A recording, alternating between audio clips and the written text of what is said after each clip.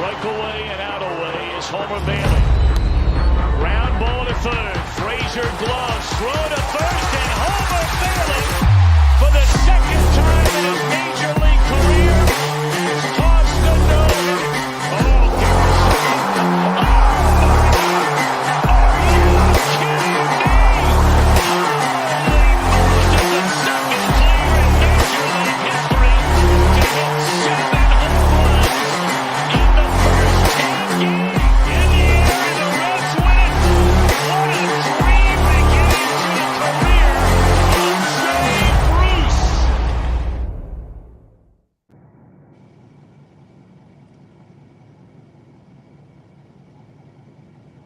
Trace, what's up, man?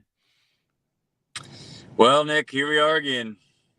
I unfortunately, or fortunately, I'm not sure. Let me make sure I can get myself in the middle of this camera. I was on the road, so my eyes weren't my eyes were subject to this yet another loss. I did listen to it on the radio. Shout out Tommy Thrall and Jim Day. I did listen to the Pittsburgh Pirates broadcast for about 1 inning, and we beat them in that department. I mean, if you want to be positive, we said we're going to be an optimistic show. We got better play-by-play guys. We got better media guys. No question. But, yeah, I mean, they lose their shortstop, their franchise player, their Ellie De La Cruz, and they haven't missed a beat, at least against Cincinnati Reds. So, I don't know, Nick. I mean, can't get where do you want to start? I've been on the road all day, so I don't want to ruin the show. I know it's a big one, but what you guide the ship tonight, Nick. All right, let's start with the box score recap. Trace, we'll kind of run through a couple things from tonight. I'll let you get back on the road, and then I'll give some Reds MILB updates. Some good stuff today down on the farm. We need it. And then we'll preview tomorrow's game. So, in case you missed this thrilling ball game tonight, Brian Hayes led off with a triple against Sessa. It was a ball that should have been cut off by Jose Barrero. Probably held him to a single. Jose Barrero playing center field tonight. Ball went all the way to the wall before Senzel got it. Senzel playing right field tonight. And the Pirates were able to pick up a cheap run in the first inning. Fourth inning, Pirates got a second run off Sessa on a Jack Sawinski RBI double. Sessa didn't go very deep in this game, but hey, he pitched pretty well for what Luis Sessa is. 4.2 innings, 6 hits, 2 runs, no walks, 4 strikeouts. Reds were able to steal a run from the Pirates in the 5th. Stuart Fairchild singled, and Jonathan India was able to score all the way from first base on an error from the Pirates center fielder Ji-Won Bae. Trace, Reds bullpen, they did their job. David Bell tried to pull out all the stops, had Lucas Sims and Alexis Diaz pitching in this one. But the lone run the Reds got in the 5th would be their only run of the game. Reds had their chances to score more. A couple times they had multiple runners on base with less than 2 outs, but just couldn't get a run across. Reds have not hit a home run since Kevin Newman homered against the Rays on Monday. I can't even believe I'm saying that. That's insane. And the Reds have lost 5 straight. Meanwhile, the Pirates have won 6 straight. Reds are 7-14. Pirates are 15-7. Yeah. Where do you go? Alex Young? Alex Young threw. Don't sleep on him. Right, he came in and threw. He threw as well. The bullpen's been solid. They've been solid most of the year, outside of a few games. Yeah,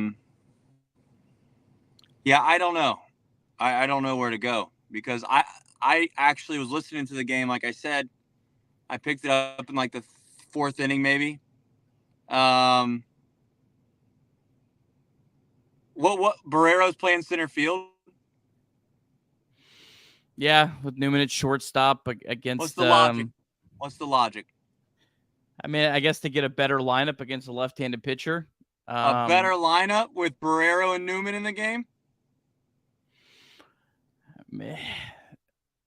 I think you definitely could. So, Trace, you could definitely make a case that TJ Friedel, who's a guy that hits lefties, is better And you shift guys around. You play Friedel in center field, and you just let Newman or Barrero flip a coin for who plays shortstop. I get that. Friedel might have also needed a day off, so that might have had something to do with that. But yeah, I mean, if everything's even, I'll say I would rather have TJ Friedel, the lefty, in center field, and just flip a coin, Barrero or Newman at shortstop. I'm with you. A day off, Nick. We haven't won in a month. No one gets days off. This isn't vacation, man. This is work. We don't get days off right now. This is called peak season. If you work at Best Buy, you don't get Christmas off. You don't get Black Friday off. You don't get that whole month. There's no call-off days. Go to the airlines. They got blackout days. All right? This is peak season right now if you're a Cincinnati Reds player. All hands on deck. You know what I'm saying? This isn't a time to be taking vacation. I can't believe you told me that Barrero's playing center field, and then he so happens to misplay a ball. Oh, because he's probably not an outfielder. But that's beside the point. This team can't hit. They can't find timely hits, and they're not very good. They get it. They get hits. They had 8 hits tonight, same amount as the Pirates. No, they can't get clutch hits. For all the people that say they can't get extra base hits. They can't get extra base hits, and they can't get clutch hits. They can't get clutch hits. And maybe, you know what? I could be convinced slightly that isn't that's just a coincidental thing, right? Like where you could say over the course of a season, you're just going to have clutch hits, and there's going to be times where you're not clutch, and it's all just going to average out. I'm starting to believe a little bit now. Maybe it's just coincidental. They've had some bad games in a row. We can't find a guy to get a big 2-out hit. Voss, the last guy I can remember getting 2-out hit. That was on O'Day. I'm trying to read these comments. Bell better be going upstairs and begging McClain and Elliott. Yeah, I mean, they need to do something, Nick. I'm not even the guy that says that you should start bringing guys up. Like I think Ellie, I mean, you want to hear what I really think would actually make me happy? Close your ears, everybody. I would like Ellie and McClain to play shortstop and second base all the way up until the trade deadline, or actually like whatever. Just let them play for a while. Get like a couple months underneath their belt, okay? We get rid of a situation that we all are wondering what's going to happen with. All right? And those guys just go to the big leagues together, and you hope and pray, and you do whatever you need to do to get the mojo on your side, and you just put those two up there together, and you say, you know what, we hope that's our middle infield for the next 10 years. It might not be the case, but that's how I would try to start it. Jonathan India moves to left field, or just so happens to have something happen. Let's talk about Jose Barrero. What we do, Nick. Let's talk about Jose Barrero. I got on base a bunch. Roller coaster of a game. He got on base 3 times. Got picked off. Misplayed the ball in center field. And say what you want about playing him in center field or shortstop. Look, Jose Barrero needs to prove that he belongs on this team, whether that's playing center field or playing shortstop. He needs to cut off that ball. So I don't know. I just, someone in my mentions on Twitter actually brought up a really, really good point. Forgetting the name. Sorry about that. You need to remember people's names. Show some respect. It wasn't an actual name. It was like a burner account name, in all fairness. So, but pointed out Barry Larkin had 29 errors in his first full season in the big league. So I get it, man. It's frustrating watching Barrero, but some of these young guys, maybe we need to give them a little bit of a leeway. I don't know. I can't believe that this guy is a better hitter right now. I mean, he's got 681 OPS. That's not great, but for Jose Barrero, with what we watched last year, that's incredible. I mean, if you told me Jose Barrero had a 681 OPS on April 22nd, I would have said, sign me up. The guy plays elite defense. But whether it's shortstop, whether it's center field, whether it's on the bases, he just hasn't been able to do anything else in his game right. And that's what is really just baffling to me. I don't know. I don't know if I don't. You know, I'm not the pitchfork kind of guy. I'm really not. As much as I might have a bit from time to time on here, and I like having fun, and I like poking fun at David Bell and the way that he talks and all that. You know, we're getting to the point now where I'm starting to wonder. I think others are starting to wonder or question, I would think, of what's the coincidence with all these starts? Is it coincidental? Or is it a culture thing? And or to be fair to David, I'm trying to be as fair as I can. I said yesterday, I made the joke about the Indy 500 and the Prius and all that. Yeah, that is true. Like I'm trying to give David a little bit of leeway and understanding that some of these guys aren't big league players. It's hard to win with David or anyone. Joe Torre wasn't very good, and then all of a sudden Joe Torre was good with the Yankees. Bill Belichick wasn't very good with Cleveland. Well, no one's good in Cleveland. So then he goes to New England, and he turns out to be maybe the greatest coach in the history. So I don't want to crush Bell. I don't. But like at some point, there's got to be we have to have some accountability with this. It's not even that they're like Nick. It's not even that they're like slightly underperforming or whatever term you like to use, or like they're not, competing for playoffs. We're like they're historically bad. I don't know what I know you're an optimistic guy, Nick. I just don't know. I don't know what to say about David Bell, and it's hard for me to defend a guy when this continues to happen. Yeah, it's just, you look at it, the guys hitting fourth and fifth in the lineup. Tyler Stevenson, 658 OPS, Will Myers, 583 OPS. These are two guys that if the Reds were going to be relatively decent this year, had to perform. And they just haven't. And I feel like Tyler Stevenson's 658 OPS might be misleading to, how poor he's played overall. How concerned are you, Trace, with we'll go one by one. How concerned are you right now with Tyler Stevenson? Because I know that's been a big, point in the chat tonight. And I'm concerned about him defensively. I'm concerned about him defensively because I think defensively he truly has a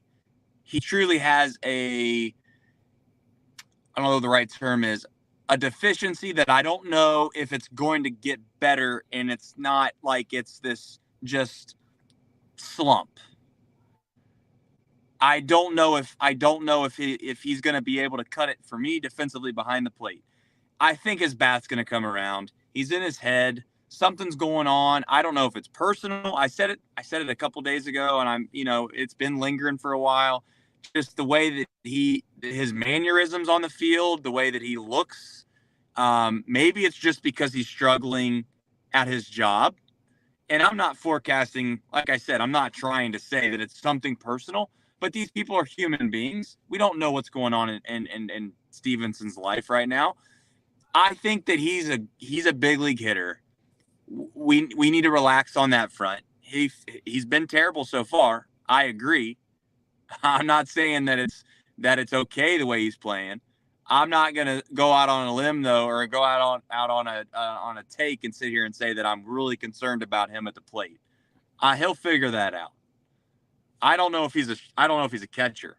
Which then when I say I don't know if he's a catcher, it makes me concerned about what you've always said about him and being a catcher, which is if he's not a catcher and he can't perform defensively as a catcher, then how much value does he actually have? That's a concern. That's a concern. Yeah. I mean, no question about it. I mean, I guess the thing with Stevenson that, to maybe try to be a little bit of a positive spin on him is the guy only played, I think, 45 games last year. So he was coming off a year where he didn't play a lot. So I don't know, maybe he needs a little bit longer this season to get going after, missing so much time last year. Will Myers. Just an 0 for 4 tonight, 3 strikeouts. He's looked pretty rough at the plate outside of that 1-2 home run game. I think Will Myers will hit. He's been a guy that's had a lot of slow starts, been a guy that's hit a lot better as the season's gone on. June, July specifically, his best months of the season. Where are you at on Will Myers? It's a retread. He's a nobody to me. I don't know.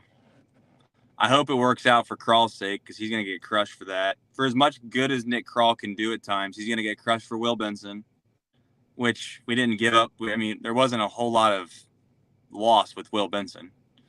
And there wasn't a whole lot of loss with Myers, if we're being honest, either, besides old, Mr. Bob's checkbook. So, but he's gonna get crushed for those. Like he's gonna get, and I don't know. I mean, that's fair, but at the same time, my point is like that's the only thing I take away from it. I guess we gotta try to defend Nick Krall to Twitter. I as far as Will Myers, what he means to me and as a Cincinnati Red, I don't know. I'd like for him to figure it out. I thought when the Gator came off, like I thought he was going to start playing better. That hasn't been the case. It just turns out it's this weird phenomenon that when players reach certain ages at some point in their career, they become very much unproductive and they're not nowhere near the same player they used to be. And for some people, it's a cliff. For some people, it's a steady decline. And for some people, it never comes and they retire as a Hall of Famer and they've always been productive. I'm afraid Joey Votto and maybe Will Myers we're trying to figure out right now in real time if it's a cliff or if it's a slow decline. I don't know yet. I'm not gonna say for certain it's a cliff for both, but if I had to put my money out there, if we're playing a little gambling, shout out Bedford Sportsbook, got a gambling problem, call 1-800-GAMBLER, 21 plus in Ohio. I think I'm gonna bet on the cliff. I think I'm betting on the cliff for these guys. All right. Are we blaming any of this? Are you putting on the Viking helmet while we were slumping and not hitting a homer? No, absolutely not. No. The slump started when Steer got hurt. That's when it started. I mean, Spencer Steer is important to this team. He really is. Spencer Steer is important to this team. And by the way, if I have to hear any Mr. Analytical boys go out on a limb and tell me that Spencer Steer isn't a good defensive player, I'm done with it. I don't. Maybe there's metrics, all that. Spencer Steer, I've watched him play enough now to know I'm going to go out on a limb. Don't come. I mean, I'm just maybe a clip that's used and rubbed in my face. I don't care, but I'm going to use it as a clip when this guy is one of the best defensive third basemen and or whatever, wherever you put him. Don't move him on third base because if it's not broke, don't fix it. Eugenio Suarez, example 1A. My point is that Spencer Steer, okay, is a above average defender, if not one of the best defenders at third base in his prime of his career. Above average his whole career. Prime of his career, Gold Glover. All right, I like it.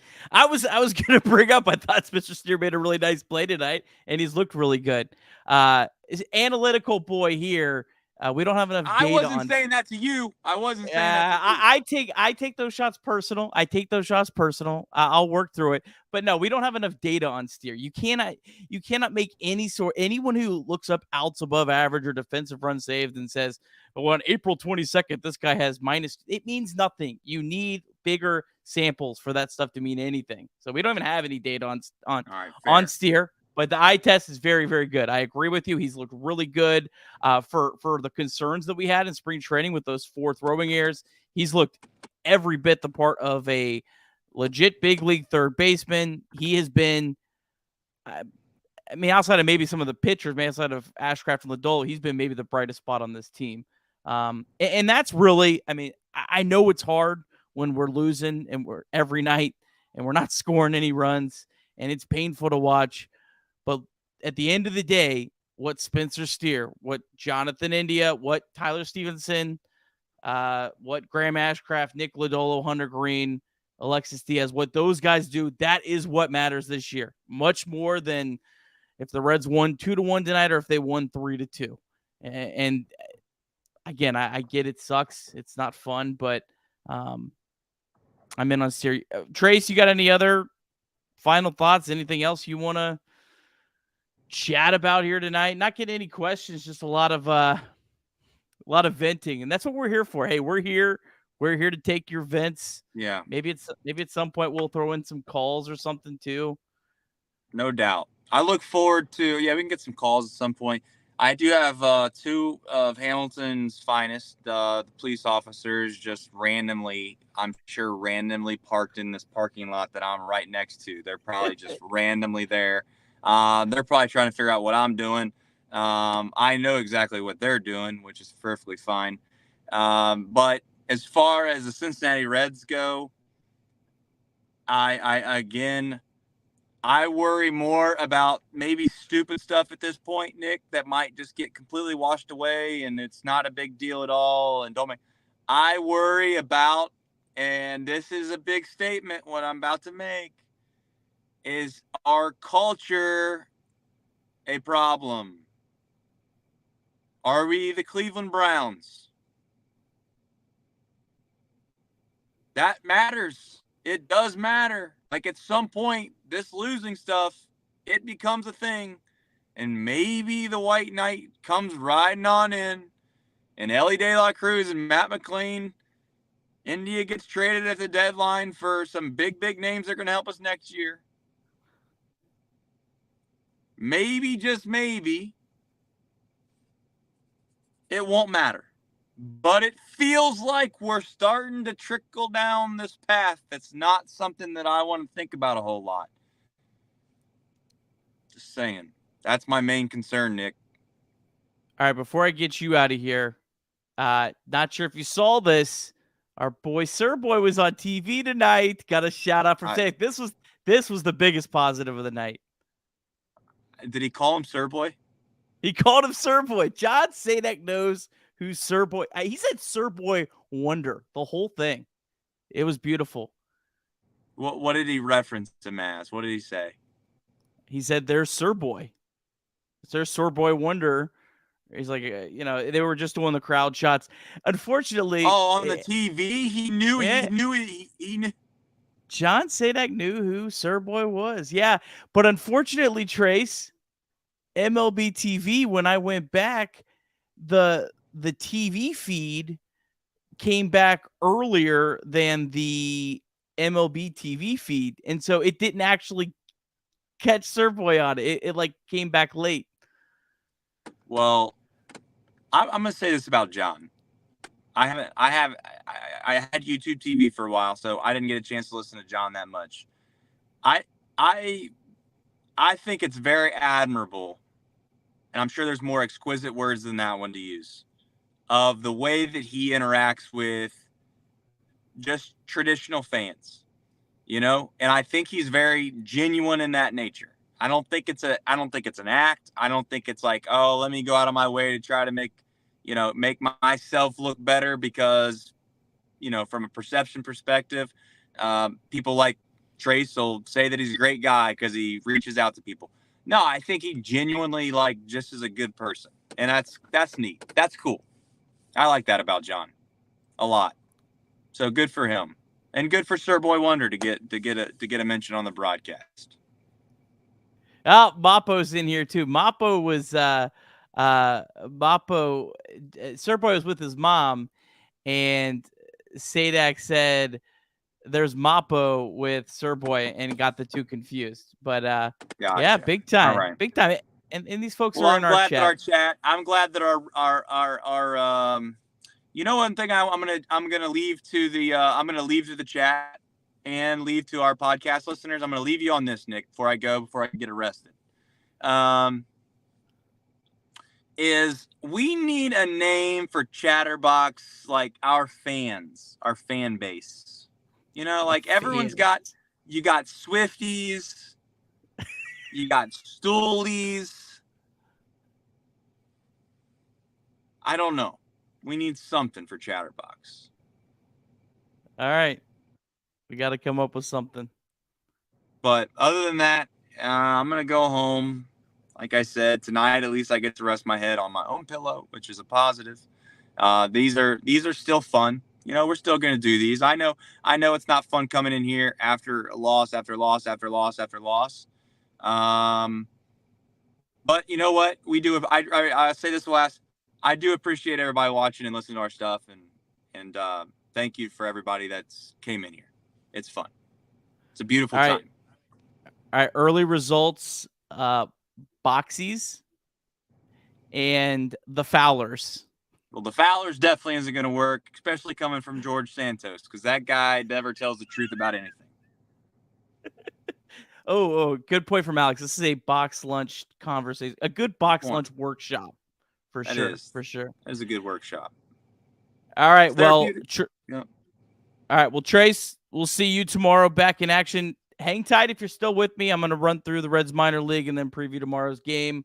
Chat's been awesome here tonight. So really do appreciate everyone who's been dialed in. And yeah, it's been tough, but hey, we're going to power through it. All right, so Reds minor league action today. Louisville, they played 2 games. AAA Louisville, they won the first one 4-2.